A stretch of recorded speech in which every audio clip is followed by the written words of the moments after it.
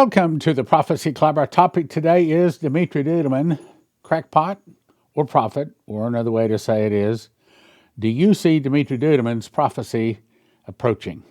I do. If you watch us for a while, I think you'll probably agree, but I've got some new additional information for you today. Okay. First of all, Daniel chapter 7, verse 5 says, "And behold another beast, a second like unto a bear," which we believe is Russia, "raised itself up on one side," and it is true that most of Russia lives on the western side, the western one-third, I'll even say. The eastern two-thirds is pretty much pretty close to uninhabited. And then it says, "And it had three ribs in the mouth of it between the teeth of it." I believe that those are three nations that when Russia starts rampaging, and I think it started February 22nd of 22 when they invaded Ukraine, and it's not going to stop until it reaches Armageddon.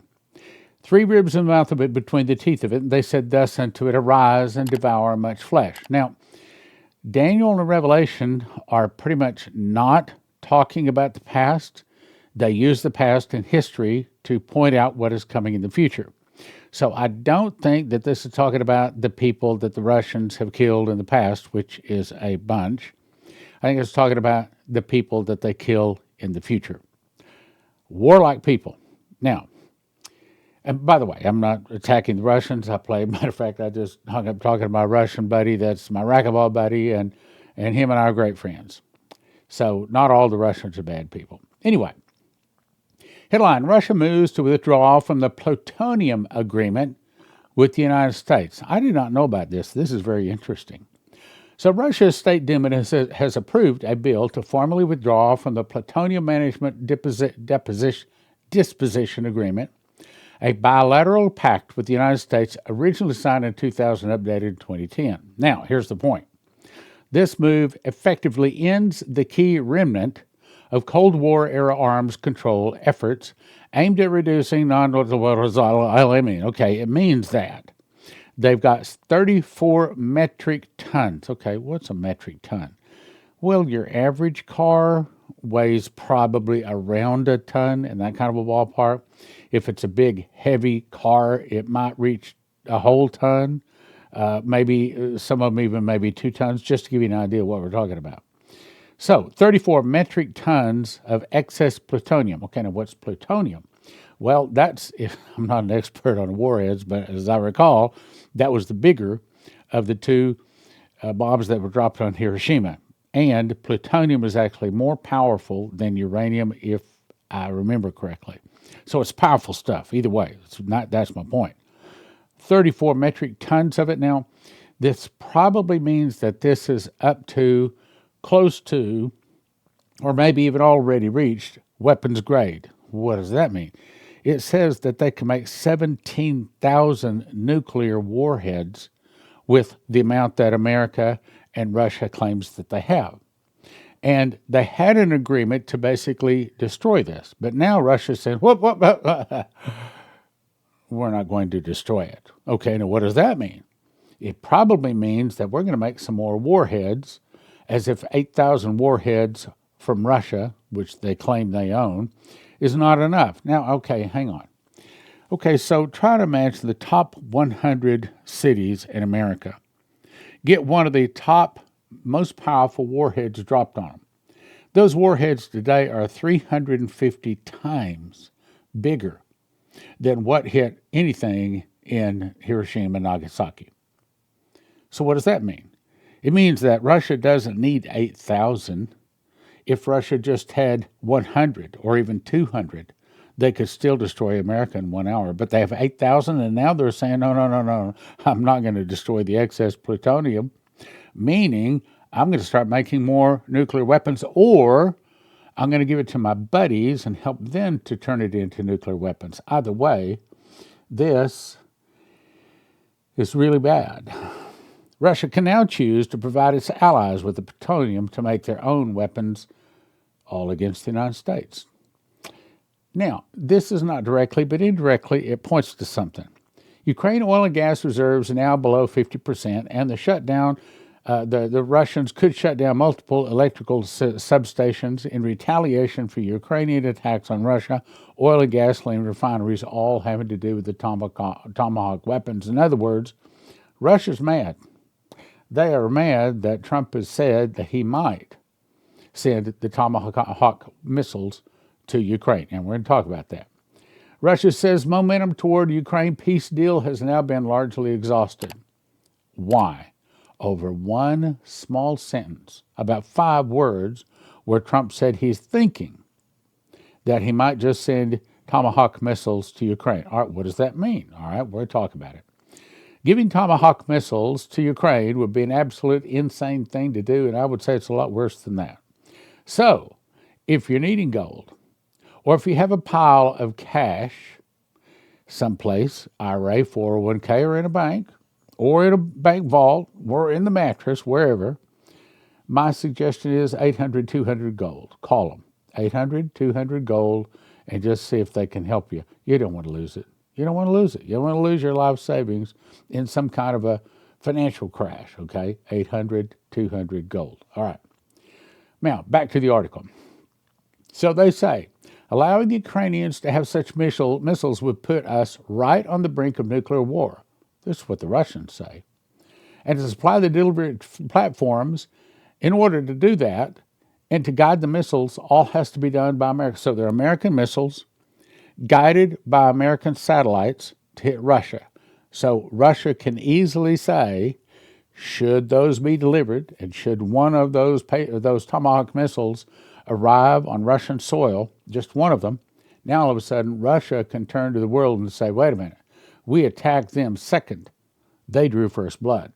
You remember? Okay, so that's what I think Russia's looking for.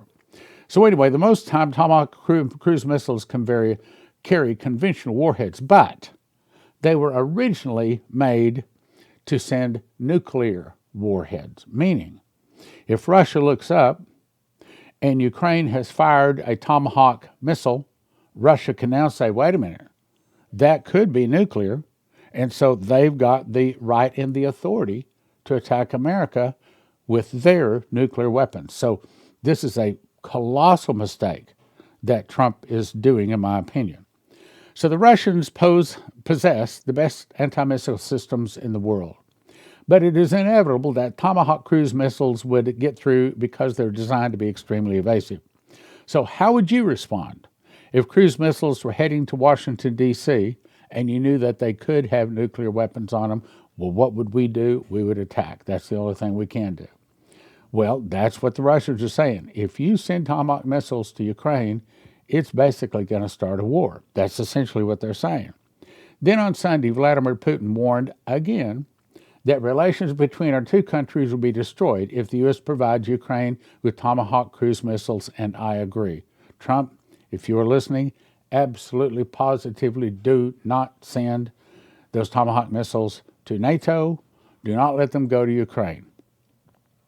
So it goes on to say, Putin said it'll be a quantitatively new stage of escalation, and Russia says now listen, this is important, watch right here. Their response will be tough, ambiguous, measured, and asymmetrical. What does that mean? So I looked that up. So here's what it means. Russia's giving, this would be giving Russia the justification to the world to retaliate and destroy America in 1 hour. So I looked it up. There's 4 scriptures in Revelation that says America is destroyed in 1 hour, and there they are. You can pause and read them if you want to. Let me show you something, though. So here's what the Tomahawk missiles mean. They require specialized launchers. Ukraine lacks these, providing them would need U.S. adaptation, raising escalation risks, and it could disrupt Russia's energy sector. In other words, these missiles could do a lot of damage in Russia. That's what they're saying. So then I looked all that up. Okay, so the stakeholder is on the left, the stance is in the middle, and the key quote or the detail is on the right. Now, here's the point I want you to look at, to understand what it's saying. And by the way, I pulled this out of Grok. So, U.S. or Trump administration is the one we're talking about here. The stance is they're considering possibly sending the Tomahawk missiles. Trump says, I want to find out what they're going to be aimed at. Well, don't send them, period. If you'll just call me, I'll tell you, don't send them.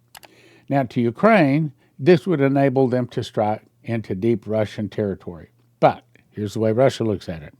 They're strongly opposed, and they have issued threats, don't do it.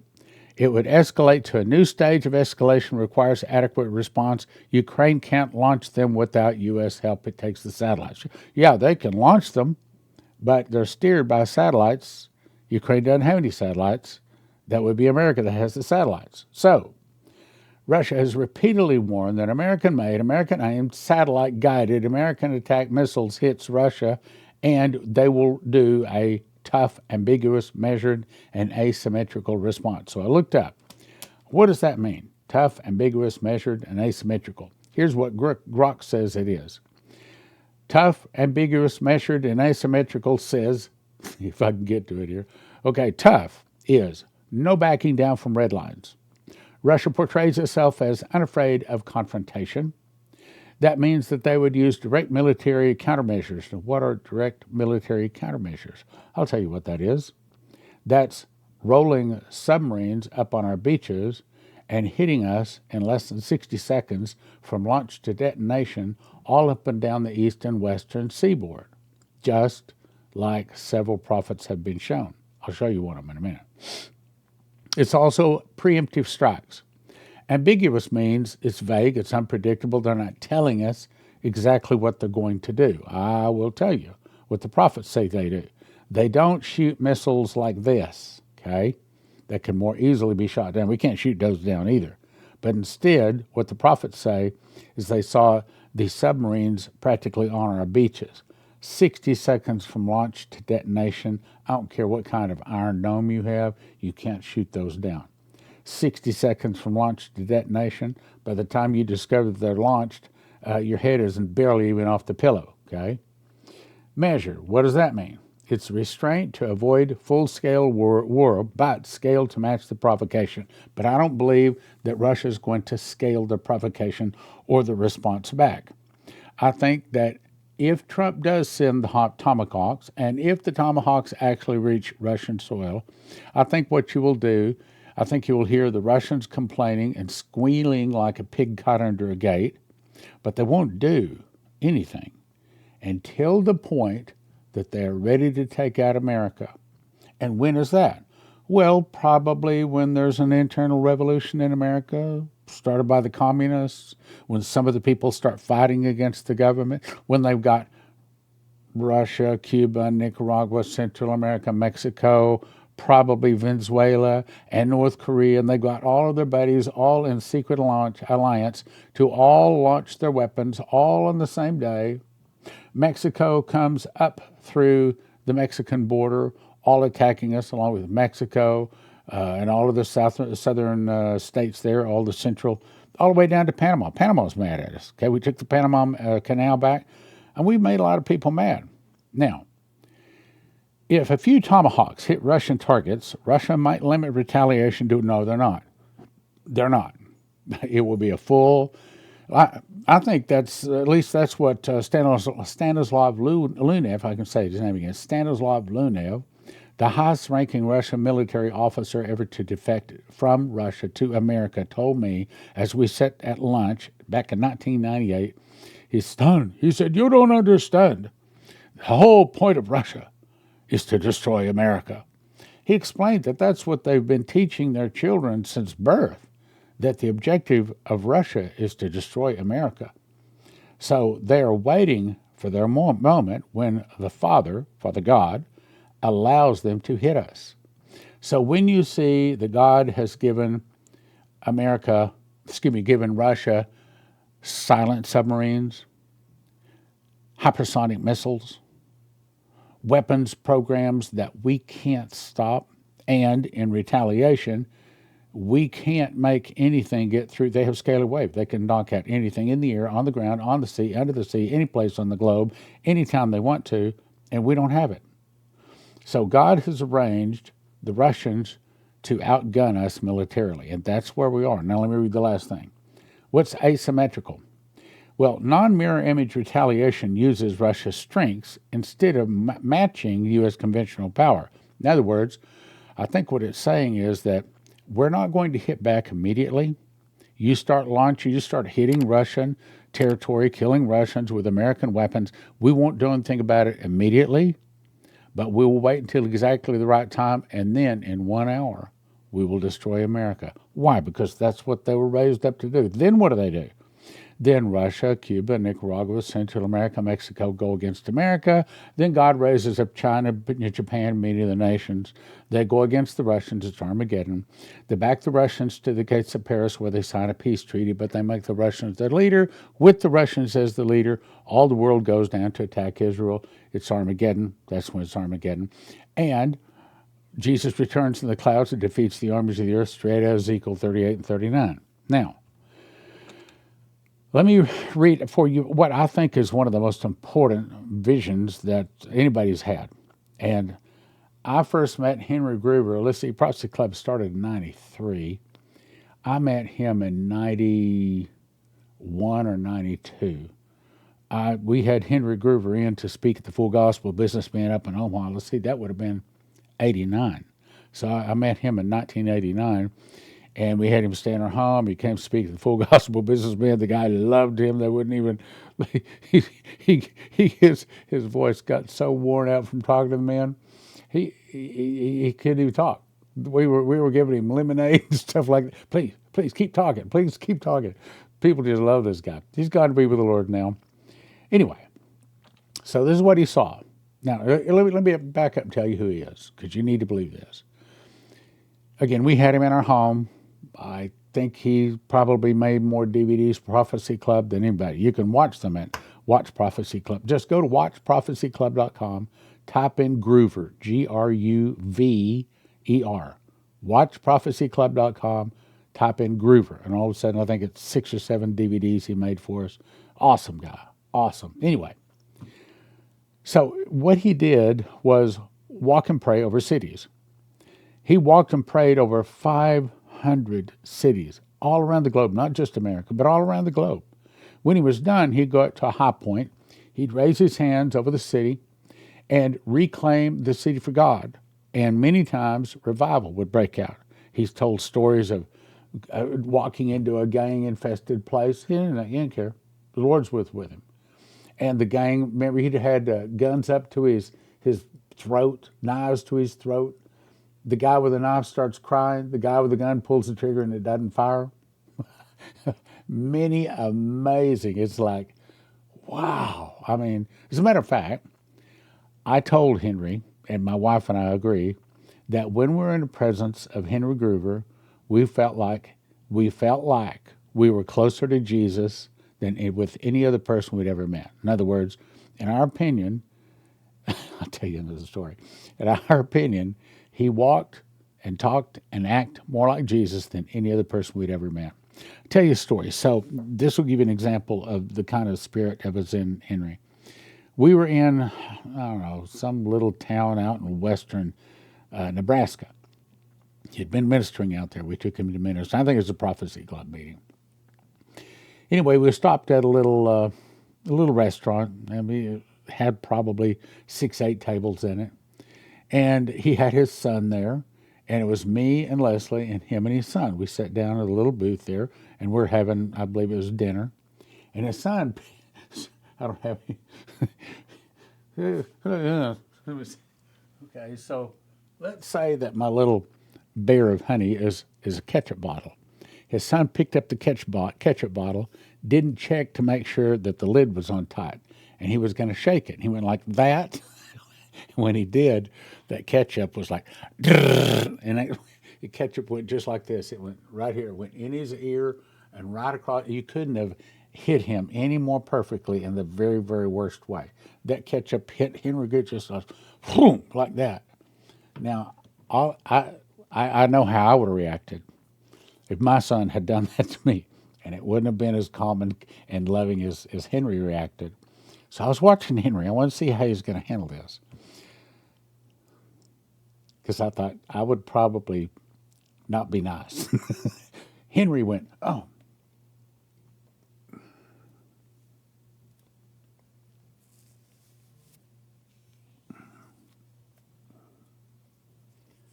He starts getting the ketchup out of his ear, ketchup off his glasses, out of his eyes and everything, very calmly. Of course, we're handing him napkins. He finally wipes off his face, gets the ketchup out of his ear. I mean, it filled his ear. So, so Henry very calmly picked up the ketchup bottle and he says, son, he said, if you're going to shake the ketchup bottle, be sure and make sure that the lid is on tight before you go shaking it like that. It's very calm. And Leslie and I are looking at each other and saying, wow. I mean, I don't know anybody that just got ketchup thrown in their ear and thrown across their face and their eyeglasses and their eyes that would be so calm. But that was Henry, an amazing guy. Okay, so he was out walking one day, and this is what he was shown. He was shown a vision of the future of America. He says, I was in Wales on December the 14th, 1986, and I went upon the top of the Eagle Tower in the Carnarvon Castle. All of a sudden, I was above the earth, looking down on the earth like a globe. He saw a vision. I saw all of these massive amount of ships and airplanes coming out of this outlet out of Norway. They headed down between the United States and Europe, literally covered the whole Atlantic. I looked over the globe at the western United States, and I saw coming out of the United States these radio communication towers. I saw the jagged lines like the draw to show the communications were coming out, but all of a sudden, they began to sprinkle down on the earth like dust. And I thought, oh no, they're not getting through. They don't know what's happening. They're totally oblivious. Then I began to see all these submarines emerging from under the surface. I was surprised at how close they were to our borders. They were in our territorial waters, and in another place they said it looked like they were on our beaches. The missiles took less than 60 seconds from launch to detonation. I saw one hit Seattle, Bellevue, San Francisco, Los Angeles, San Diego, Miami, and Tampa. I saw 6 nuclear blasts that just literally leveled everything. I cried out and said, oh God, when will this be and what will be the sign of its coming? I heard an audible voice speak from behind me and say, when Russia opens her doors and lets the masses go, the free world will occupy themselves with transporting, housing, feeding, and caring for the masses, and will let down their weapons and cry peace and safety. Then sudden destruction will come. Then is when it will come. Now, the point is, we are rapidly moving toward these days. I'd suggest that you ask Jesus into your heart. I suggest you share this with all of your friends that you love, that you want to see get prepared, because as I just said, I showed you evidence. This is getting very, very close, my friends, very close. If you don't want to lose your life's savings, if you have an IRA or a 401k, the thing to do is call 800-200-GOLD.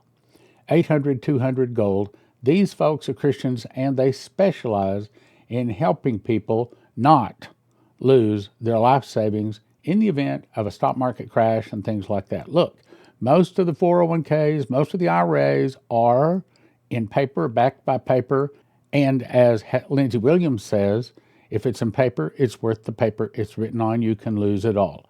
1-800-200-GOLD. 800-200-GOLD. Hey, give them a call. Doesn't hurt, doesn't cost you anything. See if they can give you some good advice. If you want to be on the end of making money, gold and silver is preserving your money. If you want to be on the end of making money, then you might want to call prophecyclubcrypto.com, or actually go to it, or call that number in the bottom right corner.